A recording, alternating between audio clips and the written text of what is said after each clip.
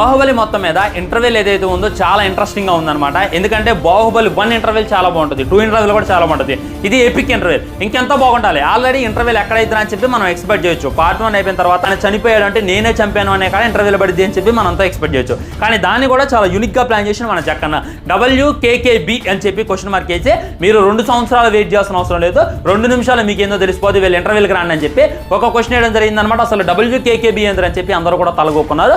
దాని అర్థం ఏంటంటే వై కట్టప్ప కిల్ బాహుబలి. దీనికోసం ఆల్రెడీ మనకు తెలుసు అనమాట, దీనికోసం మనం రక్తాలు చెందించాం. బాహుబలి 1 రిలీజ్ అయిన తర్వాత 2 ఎప్పుడు వస్తుంది? అసలు కట్టప్పకి బాహుబలిని చంపాల్సిన అవసరం ఎందుకు వచ్చిందిరా, ఎందుకు చంపిండ్రా ఆయన్ని అని చెప్పి అందరం కూడా కళ్ళల్లో ఒత్తులేసుకొని చూసాం. 2 సంవత్సరాలు దాన్ని లీక్ కాకుండా జక్కన్న కాపాడింటో అది ఎలాగైనా లీక్ కావాలని చెప్పి మనం చేసాం. సో అప్పుడు 2 సంవత్సరాలు వెయిట్ చేశారు, 3 సంవత్సరాలు వెయిట్ చేశారు. ఈసారి మీకు అవసరం రాదు, 2 నిమిషాలు నేను మీకు అదేందో చెప్తా, ఇంటర్వెల్కి వెళ్ళి రండి అని చెప్పి చెప్పడం చాలా అయితే చాలా యూనిక్గా అనిపించింది. నిజంగా దీనికోసం అందరూ వెయిట్ చేస్తారని చెప్పి